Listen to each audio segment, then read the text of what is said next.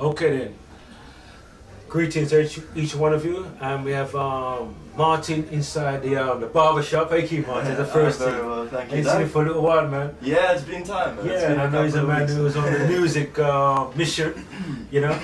And Martin, I want you to give us a little background about yourself, man. How you got involved in your thing of music?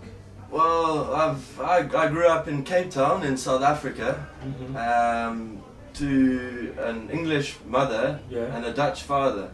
My father immigrated over from Amsterdam. And he was living in Cape Town during the apartheid and stuff, and he's a jazz pianist. Okay. So he was playing, I don't know, with quite a lot of influential musicians during some pretty tough times in South Africa. Although for me, growing up as a child, I didn't realize I was chilling with all sorts of people without, no worries. Your dad's a musician, yeah? He's a jazz He's a musician. jazz musician, okay. Still is. He doesn't play so much anymore. He's kind of a retired musician, but he Okay. still has a close affinity to music, you could Okay. say. And so I always had a lot of live music growing up around me. I heard my old man playing out in different gigs and stuff around, which was always lovely. Mm-hmm. But I kind of grew up, I was born in 81, so I guess I was the spark off of the digital music revolution or whatever. And so I don't know, my ears were quite in tune to digital sounds from an early age. I remember my old man had one of these first synthesizers which came in like a sort of corduroy suitcase, and you Okay. open it up and there's all these colourful buttons and a keypad, and you could then generate any sound you wanted out of this one thing. Mm-hmm. He sold it for about £4 and after a while, and I was like, how could you do that? I should have kept it, you know. But so then I remember being quite interested in that. Like one of my earlier memories from a very early age, I was interested in that. Then I grew up and I always had a close affinity to sound, and other people I knew, I was quite rhythmic and not tone deaf, not entirely anyway.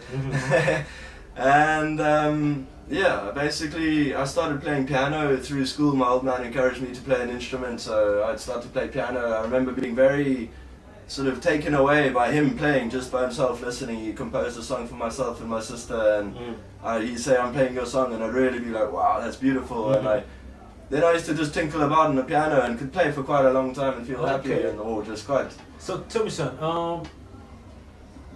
which musicians influence you?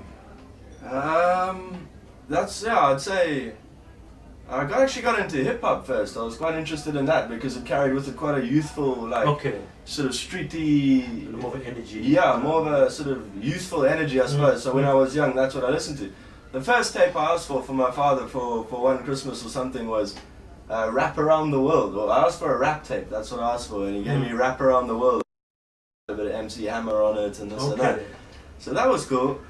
And then I listened to a bit of hip hop for a while, but nothing major. Then I had a cousin who's quite into music as well, who moved from South Africa to Amsterdam, and she used to send some tapes over from Europe, which were a little bit forward than what was going on in the music scene in Cape Town in those days.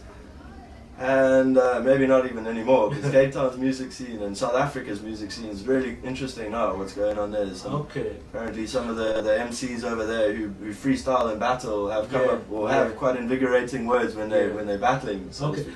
But while you're talking about, I don't want to cut you there, Martin. Yeah, I just want to yeah. bring it back to your music scene in Cape Town. Yeah. Yeah.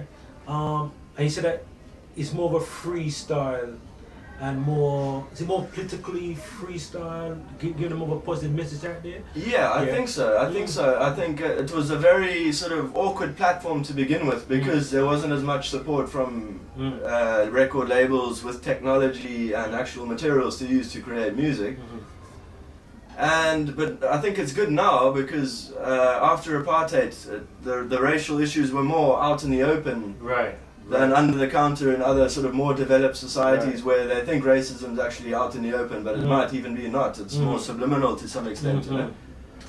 So yeah, after that I think it created a little bit, there's a more youthful and like sort of inspiring creative energy in Cape Town. Maybe because of Table Mountain and things like that, and the oceans and things as well. Because but there's also- what I observe, Martin, that I mean, I've watched, I was really blown away by these young hip hop artists from Cape Town, yeah, and yeah. the energy they have. the Dope. expression, you know, I was Dope so records, it's good. ooh, they were so powerful. Homegrown stuff, yeah. Yeah, No, really, really it's powerful stuff. really like if you not even music wise, like energy wise, there's a lot of like dynamic, youthful energy Mhm. in South Africa because it's gone through some heavy stuff in a short space of time, and now, yeah, everyone seems a little bit more open minded to just approach somebody without any sort of judgment beforehand, you know. Okay, Chris, I'm gonna ask you now. How do you see music today? We're talking about today. We're talking about, you know, in music in general, because I mean, my view is, well, just my personal view, that I mean, music was really still today. The music was like the gun crime. Yeah, I guns think and, it's bling, bling, really and- saturated yeah. along with most other things in Mhm. cultures and societies. It's because maybe technology is bringing all people towards the same Mhm. destiny or whatever.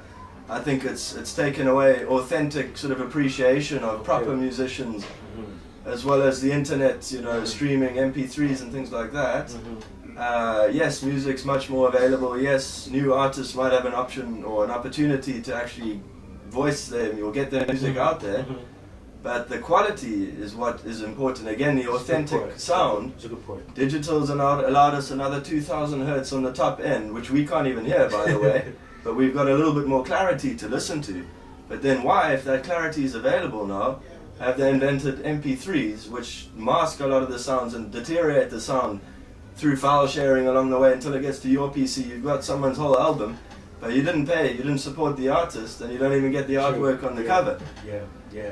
So again, That's a good it's point. saturated the quality yeah. of the creation, Yeah. and I think it's in all the arts at the moment, and I think it might happen. Maybe there's going to be an information technological revolution or something before once again nature has a cycle and people realize Mhm. That's a very the interesting warmth point. of what it could offer, you know. Let me ask you a question now. Today, what kind of music Yeah. do you actually produce today then? The most recent stuff I've been producing has been electronic, entirely electronic really, maybe a little bit of guitar sounds in it, but because I'm working on computers at the minute, I think I've just been accessing whatever sounds come my way according to, you know, whatever's there at the minute, and happy-go-lucky approach, I suppose, because I don't know, I should have a little bit more sort of intentional path as to where I should go with music when you create. But when you create, you can't really define anything you're going to do until you're sitting there. You could prepare a little bit, but you got to be an open channel to, you know, create something which is happening right there, right now. Mhm.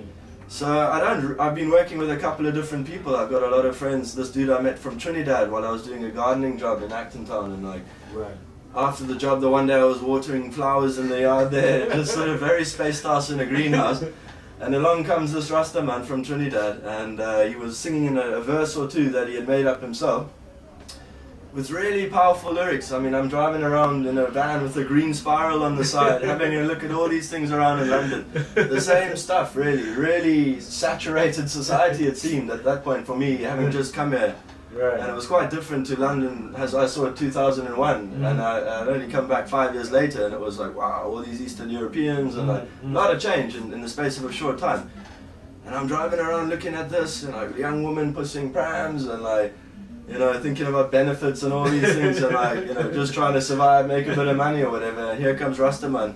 2 verses summed everything up that I'd been seeing, driving around and thinking about. So I thought, wow, you know. And at that point, I just moved into a flat in Ladbroke Grove, and I'd been hanging out with some Rastafarian people on the Portobello Road Market there. Yeah, And one mate had a little setup in his room there, and he was working on. He's a big hip hop fan, this dude, and like he's writing a couple of like sort of write-ups on the internet for. He's going to I think DJ Hype tonight in Camden or something. He was saying.